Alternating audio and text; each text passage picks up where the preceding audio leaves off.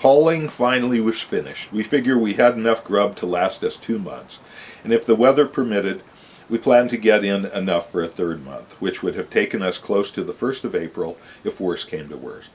The weather turned bad, though, and we went back to work in the mine instead of bucking the new snow.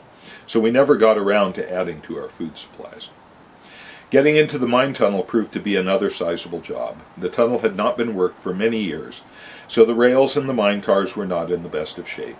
None of the wheels on the cars would turn. They were rusted solid, and it took days of patient pounding to get that repaired. Then, with tools loaded into a car, we pushed into the tunnel. We made perhaps 100 feet when we came upon a pile of rock that had caved out of the back, quote-unquote, the back, the ceiling of the tunnel. Water draining along the tunnel had backed up a foot deep at that rock dam and perhaps 200 feet into the tunnel. It was a beautiful blue, clear as crystal. We could see the rails submerged in it, and they looked to be perfectly preserved. It took a day to move out the fallen rock and to drain off the backed up water, but finally we were able to move once more. We made almost 10 feet this time. When the car got to where the rails had been underwater all those years, the rails proved to be nothing but well-formed mush. The mine water, which contained a lot of copper salts, had replaced the iron in the rails, leaving behind a copper compound that was nothing but a wet powder. Farther into the tunnel there was a side drift that headed steeply uphill, so the rails were high and dry. We relayed rails from that drift in the main tunnel, and so, finally after many days of work, we got back into the part where the boss wanted to do and start actual mining. Gold, silver, copper, lead, and zinc occurred in and are part of some rock. In order to get where these minerals occur, one must drive a tunnel through solid rock. This is done by drilling holes in a particular pattern in the rock, filling the holes with dynamite, by means of which the rock is torn away, broken into pieces. This rock is loaded into mine cars, hauled out, and dumped. A new set of holes is then drilled, and the process is repeated.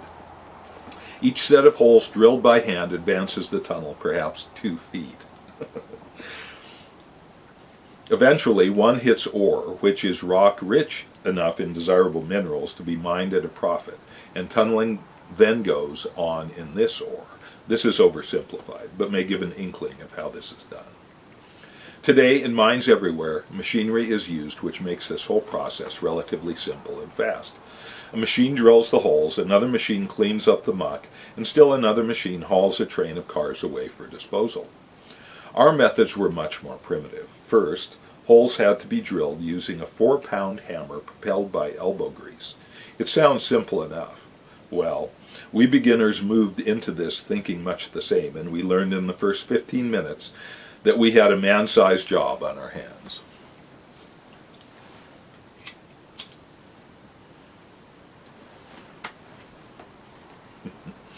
Holding a drill in one hand, hitting the drill with a hammer held in the other hand doesn't sound difficult, but oh my. It doesn't take too many strokes before the weight of the hammer grows until you are moving a mountain each time the hammer is lifted. When the mountain gets big enough, one's aim tends to go bad, and then the hand holding the drill receives the blows intended for the drill. Soon the holding hand is a bloody, bruised mass of bone and muscle. And remember, they're at 12,000 feet elevation doing this, so their endurance is impaired. I must advise that the rock was so hard the steel seemed to bounce back at you rather than to cut rock. Sam, tougher than I, managed to drill 5 inches of hole in the first 10 hours of effort, while I could claim only 4. I'm left-handed, and Sam is normal, so we worked side by side in the drift, I on the left, he on the right. 10 hours of swinging a single jack seems not less than 4 million years, and that's no exaggeration. I thought I had seen some tough work before I hit the mine, but after a couple days of single jacking, I decided that all the other work had been child's play. At the end of the first long day, we walked out of the tunnel with hands held carefully well away from our bodies. Washing up was done, but only just enough to see that thorough washing was out of the question. Fortunately, we had beans for supper and could pour them into our mouths directly from the bowl, holding the bowl with the wrists. Hold a fork? No way. By the time we had been out of the mine an hour, we couldn't even move our fingers, let alone pick up a tool. The boss took pity on us and filled a couple of bowls with ice water, dumped in plenty of salt, and made us soak the hands. What we called him is unprintable, and we were sure he was ruining us for good. By morning we decided the treatment had helped a little. At long last, morning did arrive, and we seemed hours getting into our clothes and breakfast eaten. We delayed as long as we could, but finally there was nothing left to do but go back into the mine and to those hammers. The second day was, if anything, worse than the first. Now, in addition to battered hands, we had endless muscles announcing their misery. By noon we were sure there was no earthly way of surviving to the end of the shift, but live we did, and we drilled an inch or two more than on the first day. The boss was disgusted and said that he might live long enough to see us qualified as miners, but sincerely doubted it. We didn't give a damn what he thought, but were too tired to say so. This night was worse than even the day had been because we were now so sore in so many places that sleep seemed out of the question. In spite of that, day came much too soon, and in we went for the third day of torture.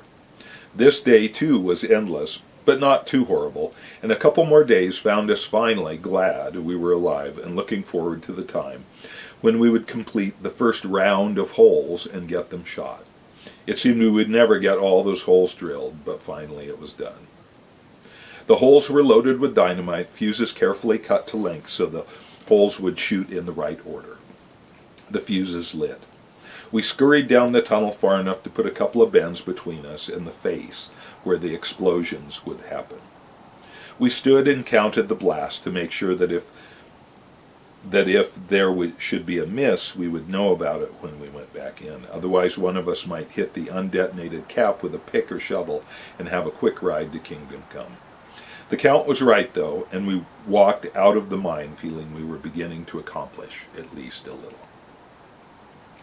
The next morning we went in and at once ran into the smell of smoke left from the night's shots. It was in a large mine there would have been forced ventilation, which would remove the smoke during the off shift. But here we had to depend on natural circulation to do the job.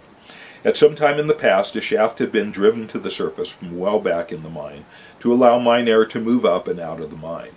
Cave-ins had nearly closed the passages leading to this air shaft, so circulation was limited. It was enough to remove the worst of the smoke and its carbon monoxide content, and we got into the workplace without trouble, looking forward to seeing an enormous pile of shattered rock. The pile wasn't much, and as we approached the end of the drift, we saw that our holes hadn't done too well. Instead of breaking rock cleanly to the bottom of the holes, the explosion broke only the outer few inches of the hole, leaving the remainder relatively untouched. These are called blowouts and result from wrongly placed holes or underloaded holes, or both. Net result, most of our terrible, horrible first days of drilling had been wasted. We mucked out the broken rock and started again. The second round was better than the first, and before long we were getting good results most of the time.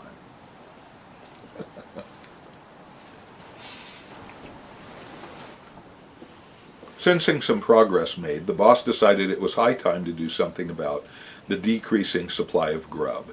He was our blacksmith, and although he had been training John, we had our misgivings about his leaving. But food was needed, and if the boss went, we could go ahead with the work. He figured to be back in a couple of days at most. So in the face of ever-deepening snow, he took off. We watched him cross the dangerous stretch, or almost cross. Falling snow hid him completely before he had gone far. We heard no rumble of snow moving and figured he got safely across. As feared, we began to have trouble with the drills, the steel so-called. We organized the work with Sam and I working in the mine while John did the steel sharpening and tempering, along with the cooking. Steel sharpening isn't too difficult, but tempering requires a sharp eye and a deft hand. Without these, drills can be bad. One drill would be so soft it would rivet over like putty, and the next so hard and brittle it would shatter at the first blow.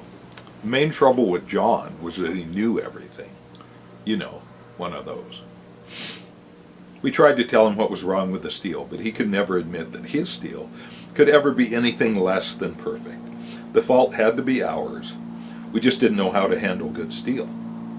The time came when John decided he would have to come into the mine and show us how this thing should be done.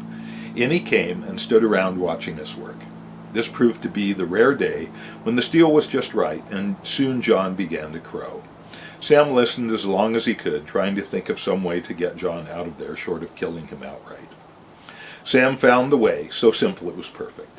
He said, "Look here, John, there's no use in you standing there doing nothing. You hold steel, and we'll get busy with the double jacks." A double jack is a 7-pound hammer with a long handle. It's like a sledge. A man uses both hands and swings the hammer up over his head. Sam and I had been at this long enough to be hardened up, but John had not.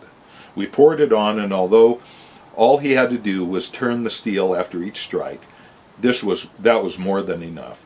He was game, but in an hour his hands were raw and bleeding, and we gave him no quarter. We kept him hard at it until the end of the day. John was glad to let me fix the food, and he was off early to bed in total silence. The next morning he got breakfast and was out of sight when we went into the mine. Steel was much improved from that day on, and John never went underground again. Life in the bunkhouse was not too complicated. Our beds were boards ripped from the north end of the bunkhouse, no springs. Nights went far below zero, and the temperature inside went right with it. Once we had settled down, the pack rats started in, and it sounded as though they were playing football over and around our beds. Once the stove cooled, they climbed in it, hunting food, and made a great racket. Sam had a .22 pistol, and he went to bed with the gun and a flashlight alongside his bed. When none of us could sleep for the noise, one of us held the light while another shot at rats. It was a little hard on the stove, but it wasn't in too good shape to begin with. It was one of those old wood burners with a big door on the front where big chunks of wood could be loaded into it. This door had a makeshift replacement for the handle, long gone, a white porcelain insulator. One of these nights we heard a rat playing around on the stove, and when we got him in the light, he was perched on the insulator. Sam shot twice, missed twice, and the rat just sat and ignored us. The third shot hit the insulator, knocking it into a million pieces and knocking the rat up onto the stovetop. From there he jumped up in the warming oven. Sam tried a couple more shots, but only perforated the back of the oven. The evening shooting ended with me getting up and closing the oven door on the rat. We disposed of him in the morning with a club. Mornings, pack rats are like regular Norway rats. I mean, they're dark colored like that, but they have a fluffy tail. And they exchange, called pack rats because they collect shiny things and then will exchange things, leave things where they've taken something. It's interesting, yeah. Mornings, the first fire was built by the loser at cribbage the night before. Crawling out of the mountain of bedclothes into the early morning chill was hard to do, so the cribbage games were played in grim earnest. Somehow it usually worked out that John had the fire building to do, and he would lie in the sack and gloat, and we would lie in the sack and gloat while the poor guy froze. As winter set in earnest, the nights got colder and colder until little clothing was removed before we got into bed. You can imagine how fragrant that place got with the variety of smells that developed with the passage of time. Snow in the air was the rule rather than the exception. It was nothing for it to snow a week at a time without let-up. When it wasn't snowing, the wind blew and moved the snow around until it seemed to be nearly always snowing. With the weather outside so lousy, it was easy to concentrate on the work in the mine without paying a lot of attention to the condition of our grub supply. The boss had not returned, but we didn't worry because we figured we could always get down the hill even if he might not be able to get up again.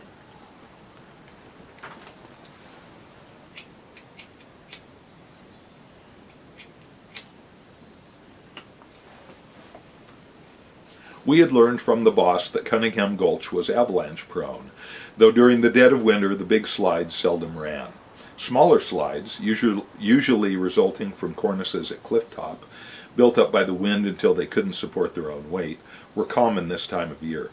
Above that last stretch of trail, we watched the cornice building from day to day. Since these smaller slides usually ran during stormy, windy periods, it was unwritten law that no one moved outside at such times. The wind did tricks with the snow. One morning we awoke to find the kitchen filled with snow, completely burying the shovel. The wind had sent a trickle of snow running down a seam in the cliff above the bunkhouses, down across the steep roof to the kitchen chimney. The chimney had half-inch holes in its rim to prevent the stovepipe from overheating the surrounding wood and setting the roof on fire. And through these holes the snow trickled through the night, filling the kitchen to the ceiling. Breakfast was a little delayed that morning. The boss had gone down the hill about a week before the stove got buried and hadn't returned. We had no way of knowing what had happened. Maybe he couldn't get back. But in any case, we were running out of grub. The snow continued, the cornice above the trail grew ever more ponderous. We were caught between a rule that we shouldn't attempt to travel and a lack of food. Finally, everything was gone but soda crackers. The pack rats had been at those, and in fact had packed much of the cutlery from the kitchen and left it in trade for crackers taken and eaten. We brushed off the remaining crackers and made do with them as long as they lasted. Things are getting desperate, boys.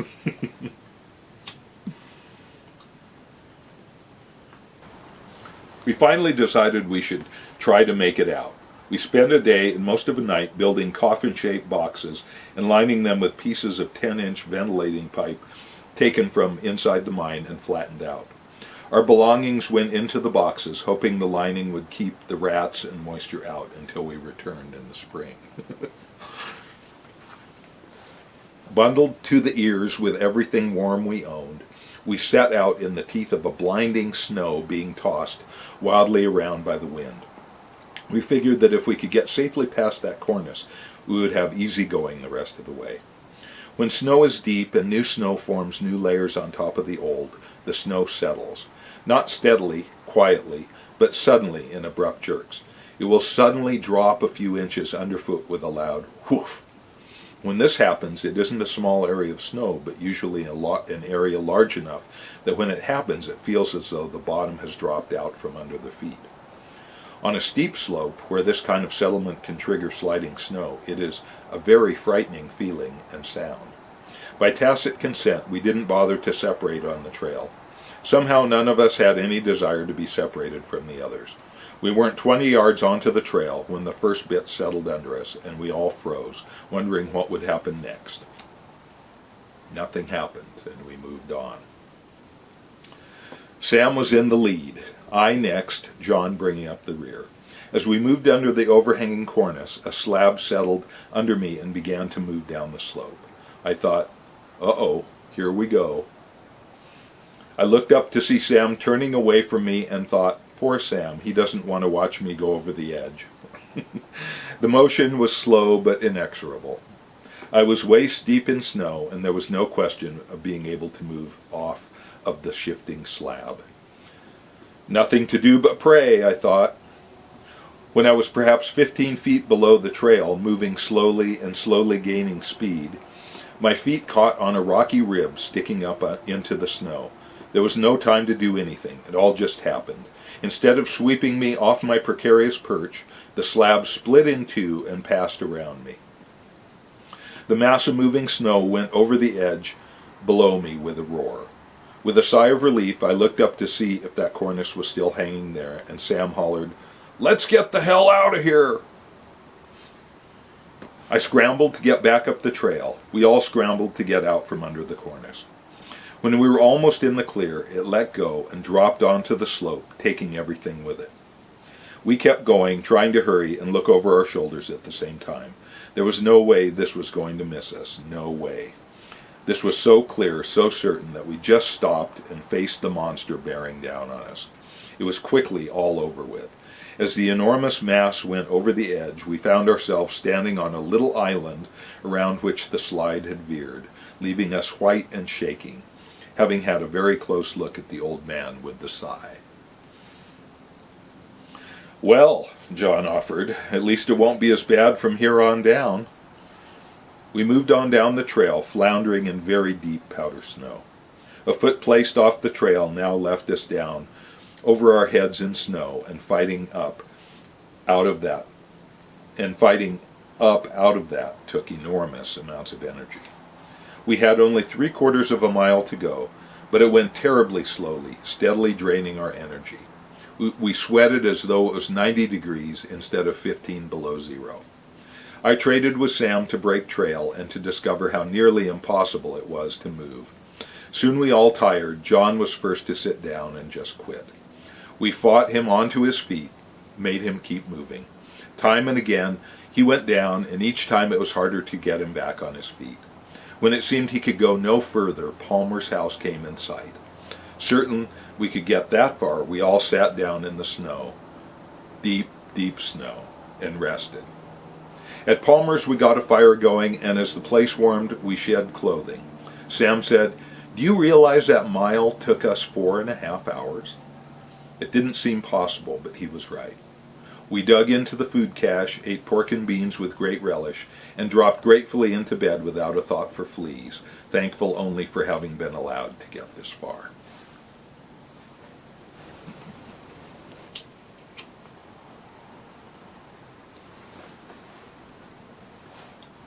Next morning we held a council. It was 4 miles to the nearest place we could expect to find people. The snow had let up a little, but now the wind was really howling up the gulch, and this meant that almost certainly slides would be running, dropping into the bottom of the gulch where we had to travel.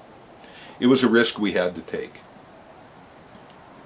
The food cache wouldn't keep us more than a day or two, and there was no real hope of major change in conditions in that short a period. There were several pairs of skis in the cabin, but no snowshoes. We worked to rig bindings, and with this little preparation set out. Skiing under these conditions was no sport. The skis supported us a little, but we traveled in snow to our armpits most of the way. That meant pushing an enormous load of snow ahead of each leg as it pushed forward, and this used muscles unaccustomed to such treatment. Before we reached safety, the large muscles on the front of our thighs were rolling up in agonizing cramps with every step we took. We traded around on the trail braking, but there wasn't a lot of difference between leading and following. This 4 miles took us nearly 5 hours. When we finally arrived at the Old 100 mine, we were on our last legs. The folks there, a watchman and his wife, met us with open arms, gave us coffee laced with bourbon, and called Silverton for a car to come for us. They made sure our feet were not frozen and kept the coffee and bourbon coming. My memory from this point is a little hazy. It couldn't possibly have been the bourbon. But I came to in the hospital in Silverton. Sam and John were in beds alongside. We were all okay, just needing to recover from exhaustion. We stayed 1 day in the hospital, then moved over to the hotel for 2 days of rest.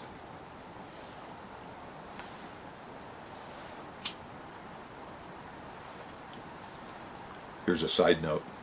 Just being safely in Silverton again provided no relief for Tom Trumbull and his companions. The second part of the article went on to tell of the trials and tribulations the men faced upon trying to ride the train the 45 miles to Durango, with the hopes of eventually getting back home to Denver. The winter of 1931-32 was an extremely difficult one, even for a town as tough as Silverton. The journey proved rife with starts that were stopped by avalanches that forced returns to town. The journey, made today in 4 hours by train, took 5 days to complete. The gentlemen finally did reach home. They actually turned around in the springtime and came back to Silverton to finish what they had started until the mine's backlog disappeared, and once more they were forced to leave town. The mine's backing. Tom Trumbull went on to graduate from the Colorado School of Mines with a degree in mine engineering. He also was a rancher. In 1938 he married Bobby Felder. Tom moved to Grand Junction in 1991, where he passed away on May 30th, 1994, at the age of 88.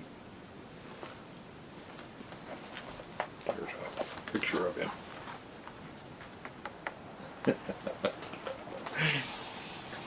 And you think you have it rough? Come on. Wow.